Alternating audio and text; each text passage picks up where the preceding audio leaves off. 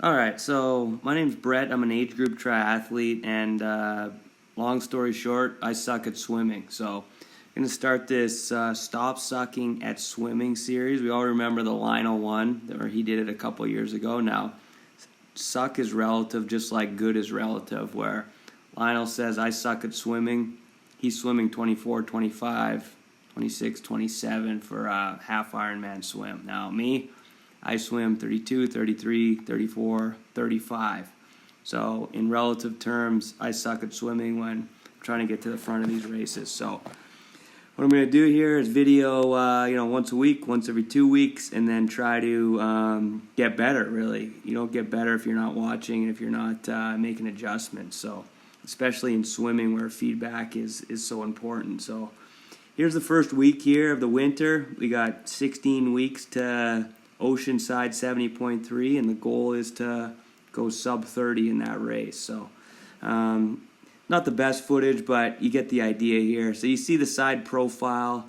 The big thing that comes in here is just the body position, obviously, right? So good swimmers are on top of the water, and you can see that's kind of the water line. And I have, my head, torso, hips aren't bad. A lot of people have hips that are sinking. Mine are actually not as bad as some, but obviously the leg is what's dragging a lot there and taking on a lot of water, right? So obviously, because I suck at swimming, I'm not a swim expert, right? So I have, a couple coaches looking at this kind of thing, but like I said, best way to learn is to just to watch it and make adjustments as an athlete, right? So that's kind of the big thing for me, hey? So just that body line.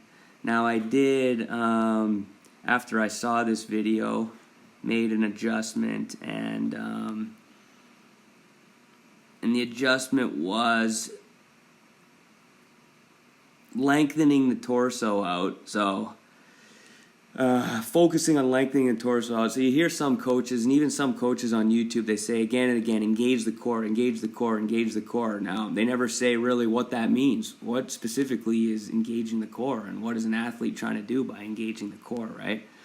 Well, for me, that comes from absolutely lengthening the torso. So just feeling like you are reaching towards the other side of the pool. And then same thing with the back end. The legs reaching towards the back side of the pool there, right? So that really helped me bring it up the next session. Now, the legs are still lower than they could be, but in all relative terms, it wasn't bad. Another few cues there were tucking in the belly button, so feel like you're kind of sucking in. I heard the Effortless Swimming guy say really well that it's like putting on a tight pair of pants, and you're kind of just sucking in a little bit there, but not too much, nothing too crazy. So that's engaging the core. And then squeezing the butt cheeks a little bit is another thing that kind of helped me. So lengthening, sucking in the belly button, and squeezing the butt cheeks helped me pop those legs up some. Now, there's a long way to go. That's kind of the number one thing for me that I'm going to focus on, and it's just repetition, swimming again, doing some kick sets with fins and things like that. That'll help. And hopefully that'll just alleviate that drag and get me on top of the water a little more. Now, see the front profile.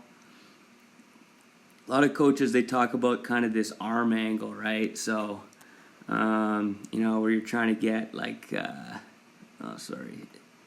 it's here. Trying to get kind of that kind of arm angle, a little more than that. Now, I'm kind of a straight down type of guy right now.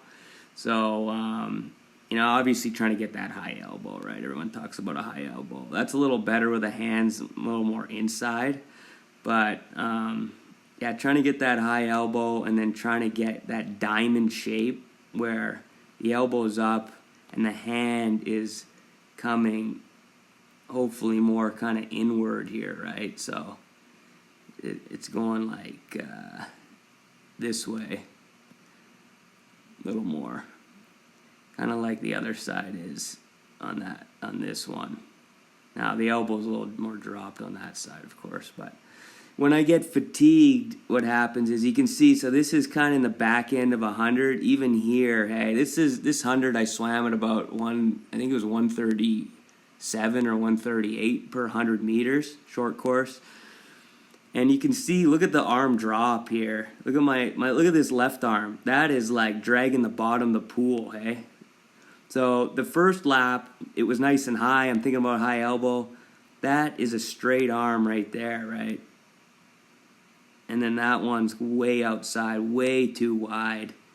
And you can see just the lack of power there, right? And then you can kind of also see the body going this way as well. So that with the pull, that's the big thing, trying to get that diamond shape right for me. And then the third thing is just obviously the kick is absolutely horrific. It does nothing for me. It's you can see just at the back end here, like look at that. That is bending the knees and splaying a ridiculous amount, right? So that's just dragging my feet back, and that's just not helping at all. And the kick is doing more harm there than it is helping me propel me forward. So that was another thing, just with the dropping of the legs, just trying to keep it tight. I mean, like kicking a bucket, they say, right? So keep that hip tight, kick from the hips instead of the knees. I'm kicking from the knees here, which is pretty bad. And, above the water, here we go. Before, I had a bad crossover with this right hand. So you see that right hand come in there. And that's the one thing I was able to fix, that crossover. So it used to come across like that. And now it's a little more head. Now I'm kind of overcompensating, where it looks like it's outside now, right? And that's where the arm is too straight there, right? So ideally, train tracks, that one's a little better. But that 11 position train tracks here, where you're entering and then pulling with the elbow kicked out. So anyway, that's a couple things I'm going to work on. No one's going to watch these videos, but I'm just posting them to stay accountable to myself and, just come back to it when I can, and hopefully get faster. So right now I'm swimming hundreds and 135 to 140, 140s, and the goal is to get down to be able to break 130, obviously, right, into the 120s, which I've never seen in my 5 years of doing triathlon. Obviously to swim a sub 30 70.3, that's going to look like 133, 134. And hopefully the wetsuit helps me out quite a bit. It does a lot now, obviously.